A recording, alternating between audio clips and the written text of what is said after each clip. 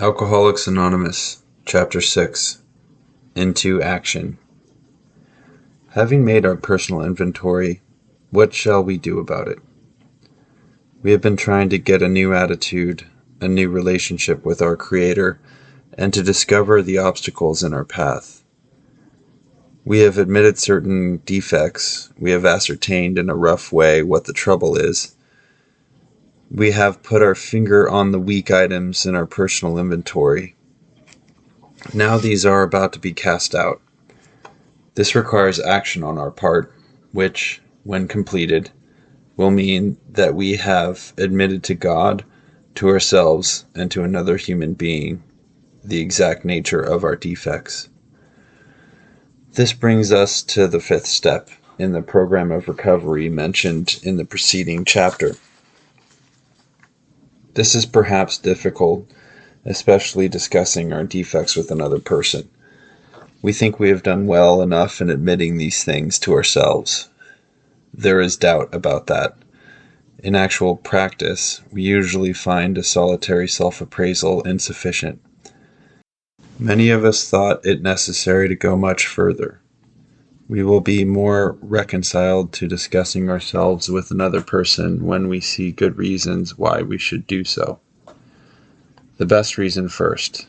If we skip this vital step, we may not overcome drinking. Time after time, newcomers have tried to keep to themselves certain facts about their lives, trying to avoid this humbling experience. They have turned to easier methods. Almost invariably, they got drunk. Having persevered with the rest of the program, they wondered why they fell. We think the reason is that they never completed their house cleaning. They took inventory all right, but hung on to some of the worst items in stock. They only thought they had lost their egoism and fear. They only thought they had humbled themselves. But they had not learned enough of humility, fearlessness, and honesty, in the sense we find it necessary, until they told someone else all their life story. More than most people, the alcoholic leads a double life. He is very much the actor. To the outer world he presents his stage character. This is the one he likes his fellows to see. He wants to enjoy a certain reputation, but knows in his heart he doesn't deserve it. The inconsistency is made worse by the things he does on his sprees. Coming to his senses, he is revolted at certain episodes he vaguely remembers. These memories are a nightmare. He trembles to think someone might have observed him. As fast as he can, he pushes these memories far inside himself. He hopes they will never see the light of day. He is under constant fear and tension that makes for more drinking. Psychologists are inclined to agree with us. We have spent thousands of dollars for examinations. We know but few instances where we have given these doctors a fair break. We have seldom told them the whole truth, nor have we followed their advice. Unwilling to be honest with these sympathetic men, we were honest with no one else. Small wonder many in the medical profession have a low opinion of alcoholics and their chance for recovery. We must be entirely honest with somebody if we expect to live long or happily in this world. Rightly and naturally, we think well before we choose the person or persons with whom we take this intimate and confidential step. Those of us belonging to a religious denomination which requires confession must, and of course, will want to go to the properly appointed authority whose duty it is to receive it. Though we have no religious connection, we may still do well to talk with someone ordained by an established religion. We often find such a person quick to see and understand our problem. Of course, we sometimes encounter people who do not understand alcoholics. If we cannot or would rather not do this, we search our acquaintance for a close-mouthed, understanding friend. Perhaps our doctor or psychologist will be the person. It may be one of our own family, but we cannot disclose anything to our wives or our parents which will hurt them and make them unhappy. We have no right to save our own skin at another person's expense. Such parts of our story we tell to someone who will understand, yet be unaffected.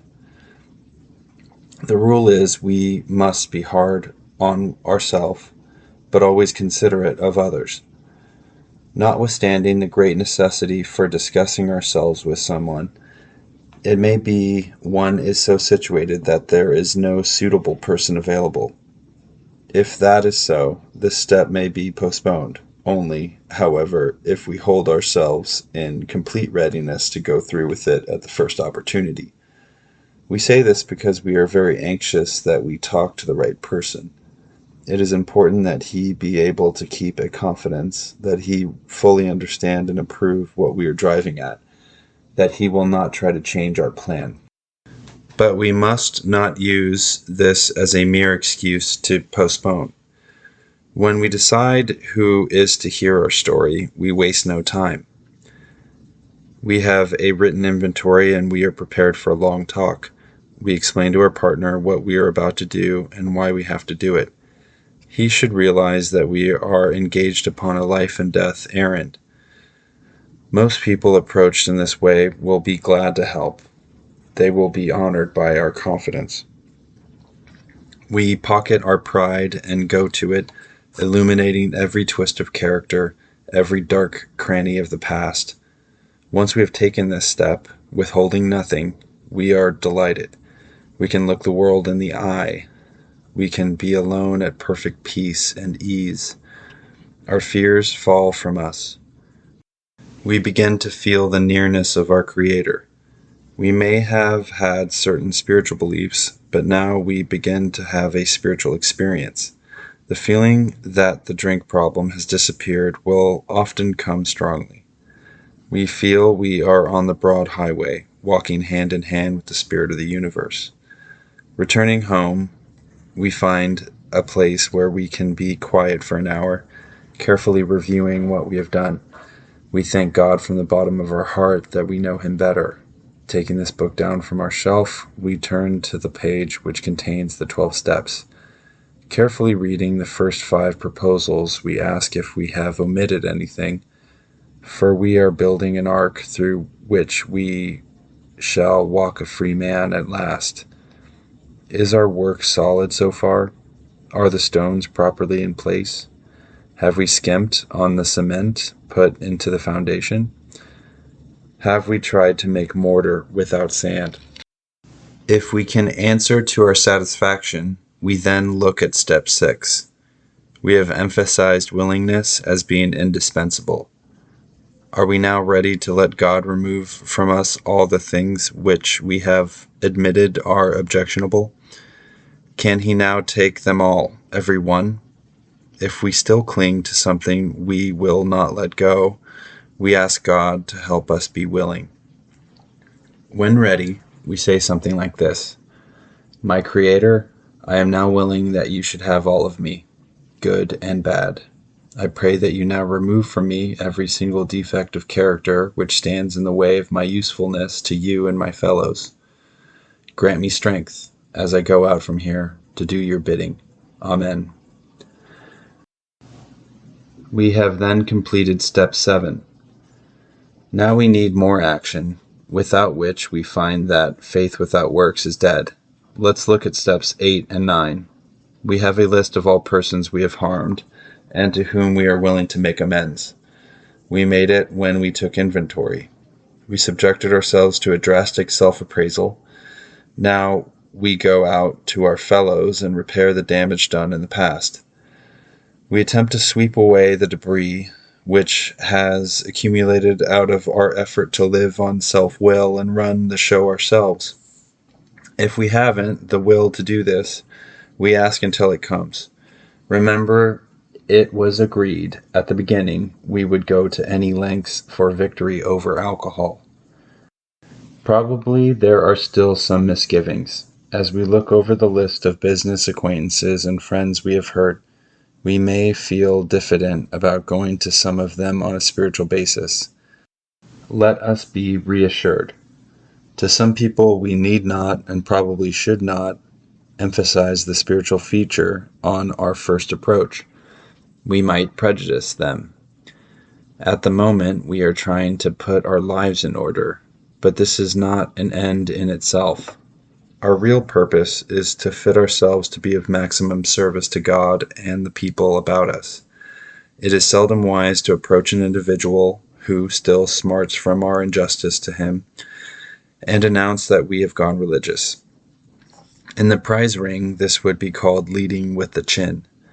Why lay ourselves open to being branded fanatics or religious bores? We may kill a future opportunity to carry a beneficial message, but our man is sure to be impressed with a sincere desire to set right the wrong. He is going to be more interested in a demonstration of goodwill than in our talk of spiritual discoveries. We don't use this as an excuse for shying away from the subject of God. When it will serve any good purpose, we are willing to announce our convictions with tact and common sense. The question of how to approach the man we hated will arise. It may be he has done us more harm than we have done him, and though we may have acquired a better attitude toward him, we are still not too keen about admitting our faults. Nevertheless, with a person we dislike, we take the bit in our teeth. It is harder to go to an enemy than to a friend, but we find it much more beneficial to us. We go to him in a helpful and forgiving spirit, confessing our former ill feeling and expressing our regret. Under no condition do we criticize such a person or argue. Simply we tell him that we will never get over drinking until we have done our utmost to straighten out the past. We are there to sweep off our side of the street, realizing that nothing worthwhile can be accomplished until we do so, never trying to tell him what he should do. His faults are not discussed. We stick to our own. If our manner is calm, frank, and open, we will be gratified with the result. In 9 cases out of 10, the unexpected happens. Sometimes the man we are calling upon admits his own fault, so feuds of years standing melt away in an hour. Rarely do we fail to make satisfactory progress. Our former enemies sometimes praise what we are doing and wish us well. Occasionally they will offer assistance. It should not matter, however, if someone does throw us out of his office. We have made our demonstration, done our part. It's water over the dam. Most alcoholics owe money. We do not dodge our creditors. Telling them what we are trying to do, we make no bones about our drinking. They usually know it anyway, whether we think so or not. Nor are we afraid of disclosing our alcoholism on the theory it may cause financial harm. Approached in this way, the most ruthless creditor will sometimes surprise us. Arranging the best deal we can, we let these people know we are sorry. Our drinking has made us slow to pay. We must lose our fear of creditors no matter how far we have to go, for we are liable to drink if we are afraid to face them. Perhaps we have committed a criminal offense which might land us in jail if it were known to the authorities. We may be short in our accounts and unable to make good. We have already admitted this in confidence to another person, but we are sure we would be imprisoned or lose our job if it were known. Maybe it's only a petty offense such as padding the expense account. Most of us have done that sort of thing. Maybe we are divorced and have remarried but haven't kept up the alimony to number 1. She is indignant about it and has a warrant out for our arrest. That's a common form of trouble too. Although these reparations take innumerable forms, there are some general principles which we find guiding. Reminding ourselves that we have decided to go to any lengths to find a spiritual experience, we ask that we be given strength and direction to do the right thing, no matter what the personal consequences may be. We may lose our position or reputation or face jail, but we are willing. We have to be. We must not shrink at anything. Usually, however, other people are involved. Therefore, we are not to be the hasty or foolish martyr who would needlessly sacrifice others to save himself from the alcoholic pit. A man we know had remarried. Because of resentment and drinking, he had not paid alimony to his first wife. She was furious. She went to court and got an order for his arrest. He had commenced our way of life, had secured a position, and was getting his head above water. It would have been impressive heroics if he had walked up to the judge and said, "Here I am." We thought he ought to be willing to do that if necessary, but if he were in jail, he could provide nothing for either family. We suggested he write his first wife admitting his faults and asking forgiveness. He did, and also sent a small amount of money. He told her what he would try to do in the future. He said he was perfectly willing to go to jail if she insisted. Of course, she did not, and the whole situation has long since been adjusted. Before taking drastic action which might implicate other people, we secure their consent. If we have obtained permission, have consulted with others, asked God to help, and the drastic step is indicated, we must not shrink. This brings to mind a story about one of our friends. While drinking, he accepted a sum of money from a bitterly hated business rival, giving him no receipt for it. He subsequently denied having received the money and used the incident as a basis for discrediting the man. He thus used his own wrongdoing as a means of destroying the reputation of another. In fact, his rival was ruined. He felt that he had done a wrong he could not possibly make right. If he opened that old affair, he was afraid it would destroy his reputation of his partner, disgrace his family, and take away his means of livelihood. What right had he to involve those dependent upon him? How could he possibly make a public statement exonerating his rival? After consulting with his wife and partner, he came to the conclusion that it was better to take those risks than to stand before his Creator guilty of such ruinous slander. He saw that he had to place the outcome in God's hands, or he would soon start drinking again, and all would be lost anyhow. He attended church for the first time in many years. After the sermon, he quietly got up and made an explanation. His action met widespread approval, and today he is one of the most trusted citizens of his town. This all happened years ago. The chances are that we have domestic troubles. Perhaps we are mixed up with women in a fashion we wouldn't care to have advertised. We doubt if, in this respect, alcoholics are fundamentally much worse than other people. But drinking does complicate sex relations in the home. After a few years with an alcoholic, a wife gets worn out, resentful, and uncommunicative. How could she be anything else? The husband begins to feel lonely, sorry for himself. He commences to look around in the nightclubs or their equivalent for something besides liquor. Perhaps he is having a secret and exciting affair with the girl who understands. In fairness, we must say that she may understand, but what are we going to do about a thing like that? A man so involved often feels very remorseful at times, especially if he's married to a loyal and courageous girl who has literally gone through hell for him. Whatever the situation, we usually have to do something about it. If we are sure our wife does not know, should we tell her? Not always, we think. If she knows in a general way that we have been wild, should we tell her in detail? Undoubtedly, we should admit our fault. She may insist on knowing all the particulars. She will want to know who the woman is and where she is. We feel we ought to say to her that we have no right to involve another person.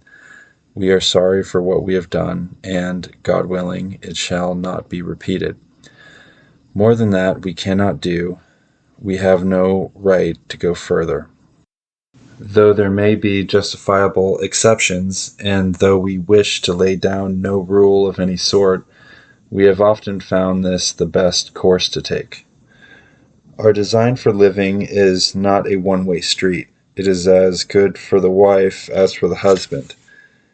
If we can forget, so can she. It is better, however, that one does not needlessly name a person upon whom she can vent jealousy. Perhaps there are some cases where the utmost frankness is demanded. No outsider can appraise such an intimate situation. It may be that both will decide that the way of good sense and loving kindness is to let bygones be bygones. Each might pray about it, having the other one's happiness uppermost in mind. Keep it always in sight that we are dealing with that most terrible human emotion, jealousy.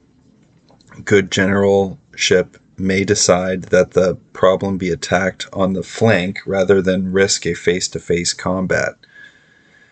If we have no such complication, there is plenty we should do at home. Sometimes we hear an alcoholic say that the only thing he needs to do is to keep sober. Certainly he must keep sober, for there will be no home if he doesn't. But he is yet a long way from making good to the wife or parents whom for years he has so shockingly treated. Passing all understanding is the patience mothers and wives have had with alcoholics. Had this not been so, many of us would have no homes today, would perhaps be dead. The alcoholic is like a tornado roaring his way through the lives of others. Hearts are broken, sweet relationships are dead, affections have been uprooted, selfish and inconsiderable habits have kept the home in turmoil. We feel a man is unthinking when he says that sobriety is enough. He is like the farmer who came up out of his cyclone cellar to find his home ruined. To his wife he remarked, "Don't see anything the matter here, Ma. Ain't it grand the wind stopped blowing?" Yes, there is a long period of reconstruction ahead. We must take the lead. A remorseful mumbling that we are sorry won't fill the bill at all. We ought to sit down with the family and frankly analyze the past as we now see it, being very careful not to criticize them. Their defects may be glaring, but the chances are that our own actions are partly responsible. So we clean house with the family, asking each morning in meditation that our Creator show us the way of patience, tolerance, kindliness, and love. The spiritual life is not a theory. We have to live it. Unless one's family expresses a desire to live upon spiritual principles, we think we ought not to urge them. We should not talk incessantly to them about spiritual matters. They will change in time. Our behavior will convince them more than our words. We must remember that 10 or 20 years of drunkenness would make a skeptic out of anyone. There may be some wrongs we can never fully right. We don't worry about them if we can honestly say to ourselves that we would right them if we could.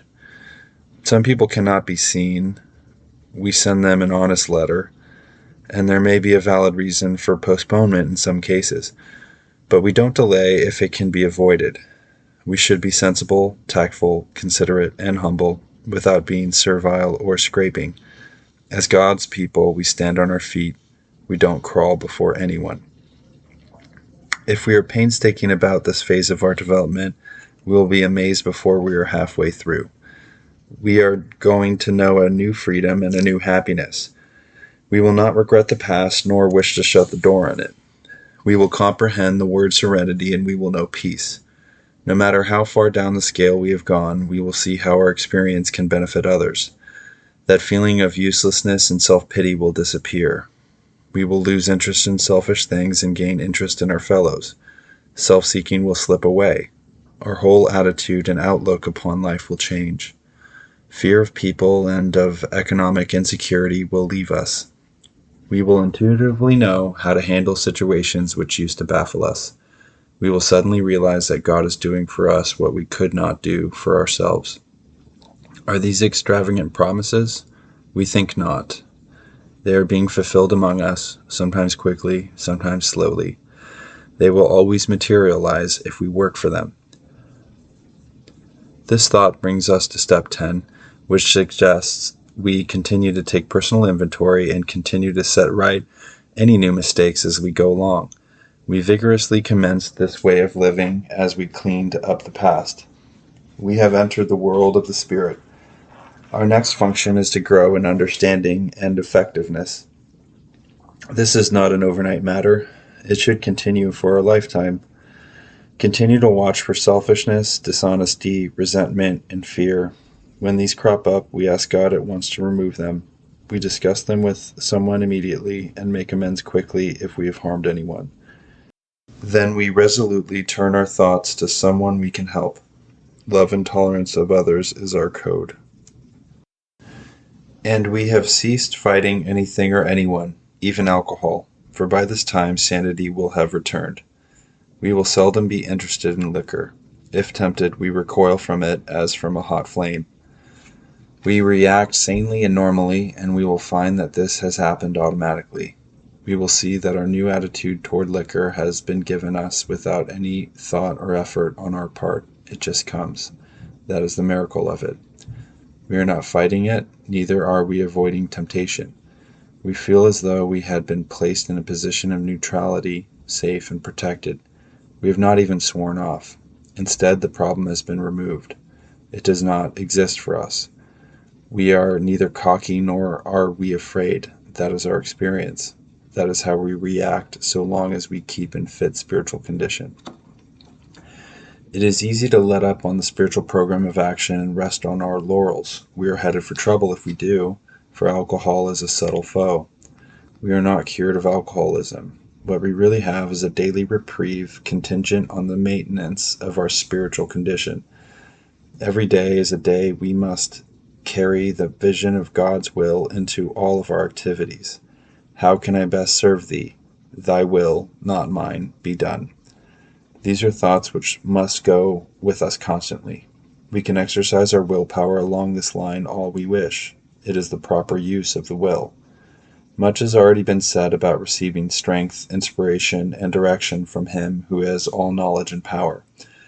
If we have carefully followed directions, we have begun to sense the flow of His Spirit into us. To some extent, we have become God-conscious.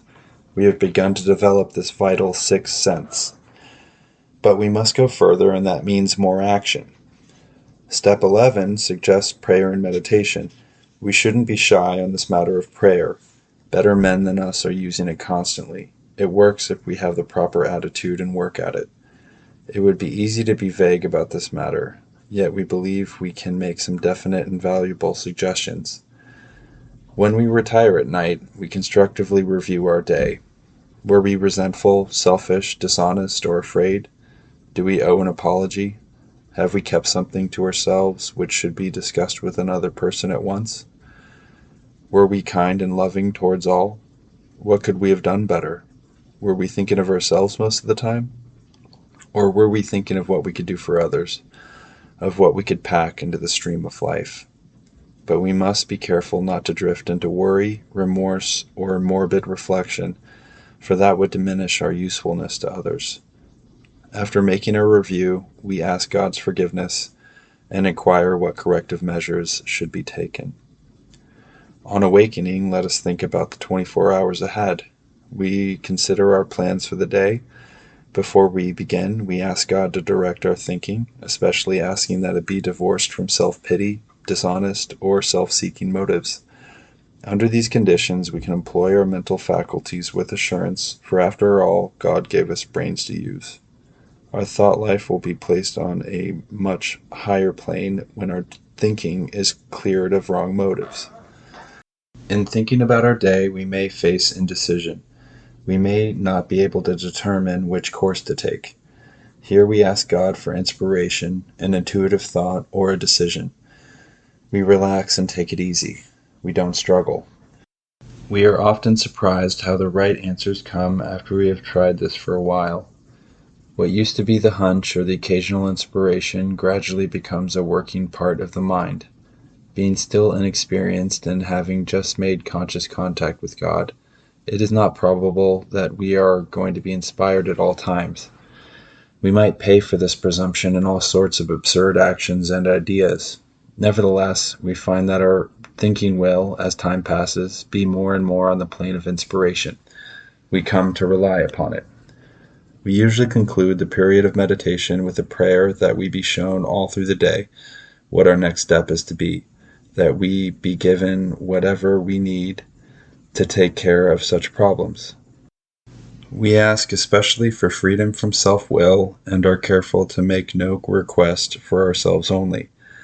We may ask for ourselves, however, if others will be helped. We are careful never to pray for our own selfish ends. Many of us have wasted a lot of time doing that, and it doesn't work. You can easily see why.